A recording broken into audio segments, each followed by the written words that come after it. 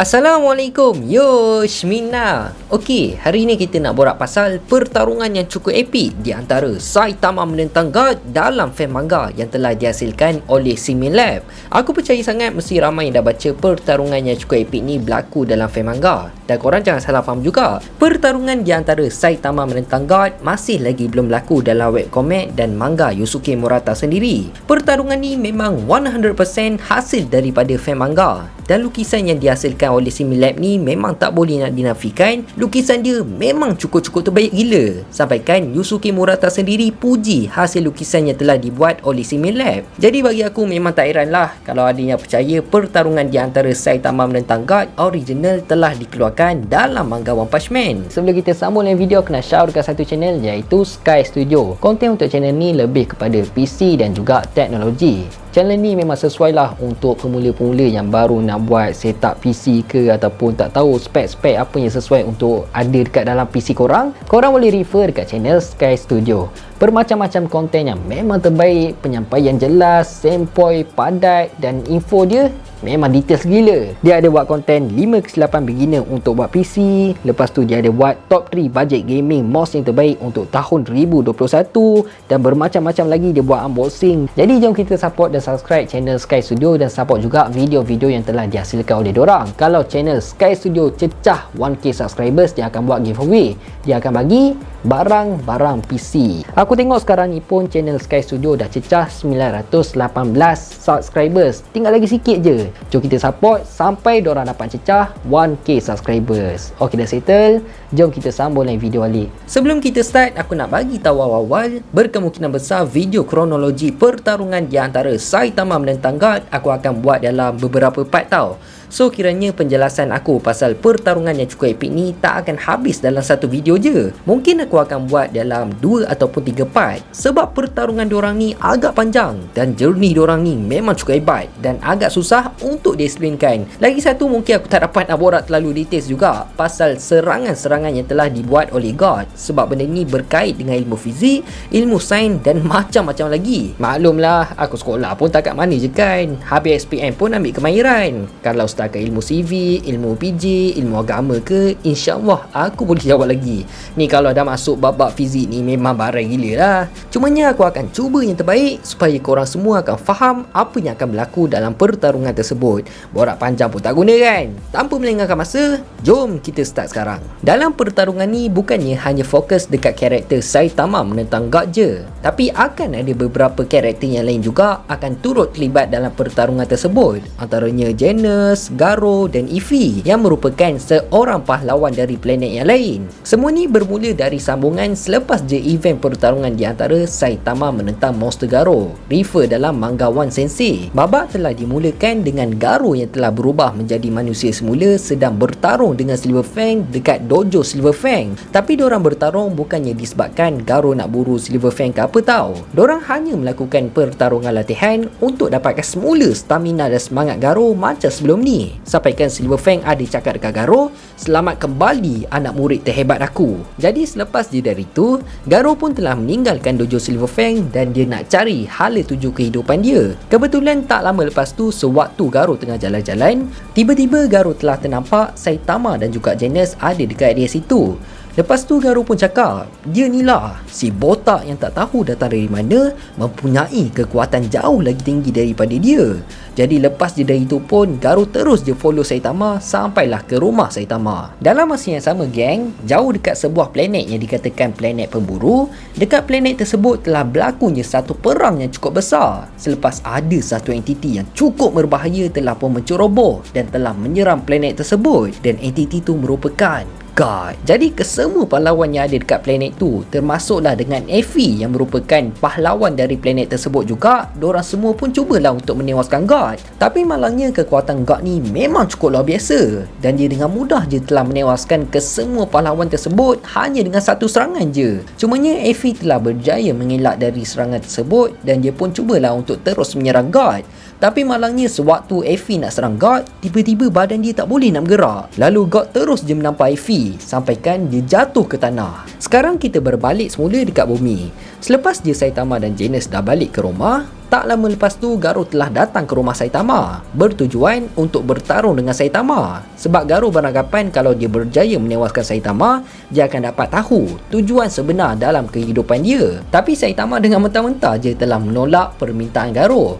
Waktu Garo dah buka langkah dia dah buka silat, dah buka karate untuk mencabar Saitama, tiba-tiba dorang dapat rasakan ada berlakunya satu letupan berhampiran dekat area rumah dorang. Jadi waktu dorang pergi cek apa sebenarnya yang berlaku dekat sana, pada awalnya dorang ingat ada monster yang telah muncul dekat situ. Tapi rupanya bukan. Sebenarnya letupan tu terhasil disebabkan Eevee yang berjaya melarikan diri dari God dan dia telah sampai ke bumi hasil menggunakan seakan satu batu yang mampu untuk teleport dorang ke tempat yang lain. So bila Eevee dah sampai dekat situ, pada awalnya Garo nak pergi serang Eevee sebab dia ingat Eevee merupakan monster dan dia memang benci gila dekat monster. Tapi Saitama terus je menghalang Garo sebab Saitama cakap dia tak kesan pun ada aura membunuh dari Eevee.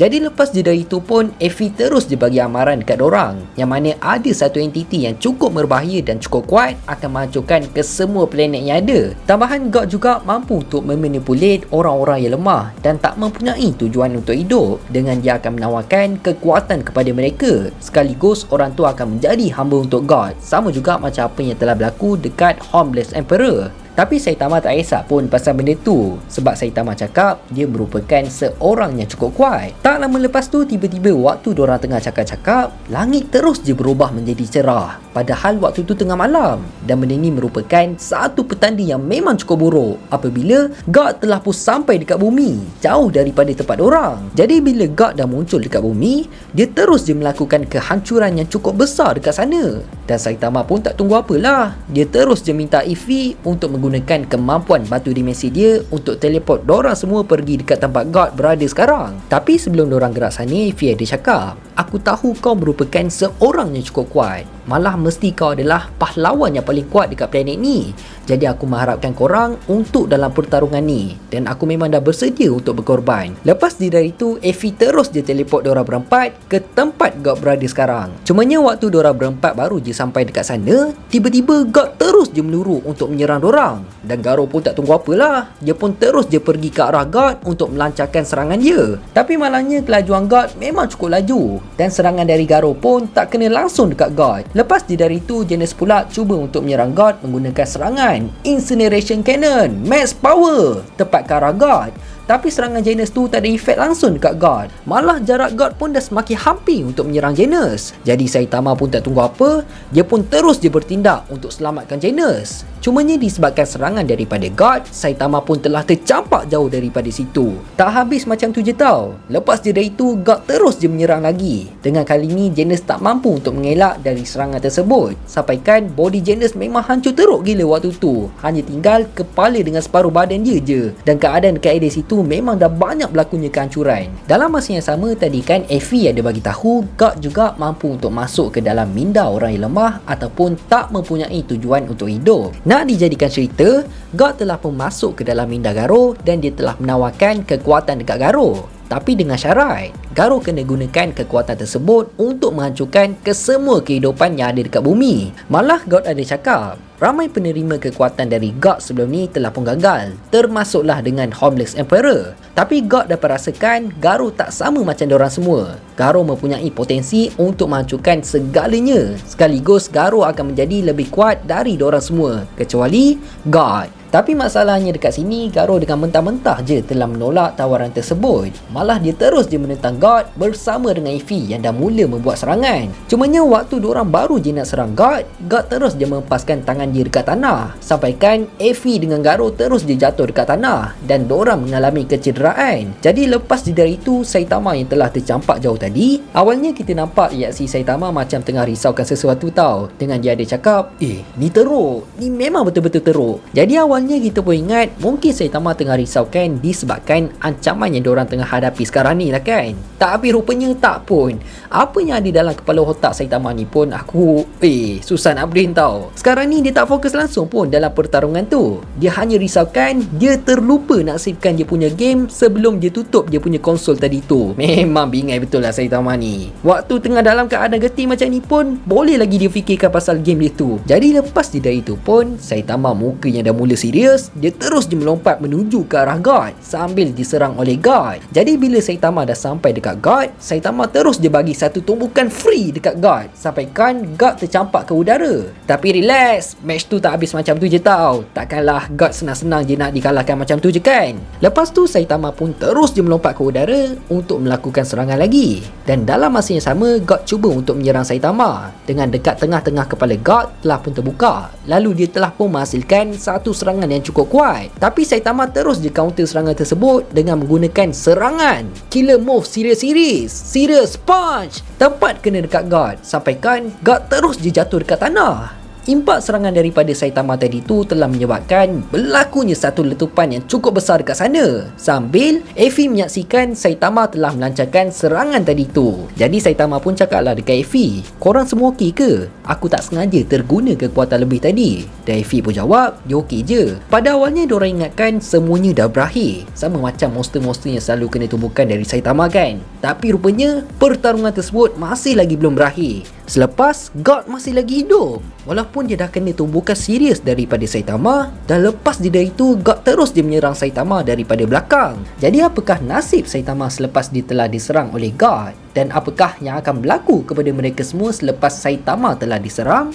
Adakah mereka semua mampu untuk menewaskan God ataupun tak? Nak tahu apa pula yang akan berlaku dalam pertarungan yang cukup epik ni? Jadi korang kena stay tune untuk next video part kedua, pertarungan di antara Saitama menentang God. Korang jangan risau, aku tak akan buat korang tertunggu lama. InsyaAllah dalam minggu ni juga video untuk part kedua akan keluar. Jadi aku rasa sampai sini je lah kot video kita untuk kali ni. Aku harap korang enjoy dan penyampaian aku jelas. Teruskan support Faiz di studio untuk mendapatkan 200,000 subscribers dalam tahun ni. Aku nak minta maaf kalau aku ada buat salah, tersilap cakap, terkasar bahasa. Aku nak minta maaf sangat-sangat. Aku hanya manusia biasa, tak lari daripada kesilapan. Stay tune untuk video part kedua, pertarungan di antara Saitama menentang God. InsyaAllah kita jumpa dalam next video. Assalamualaikum, bye bye.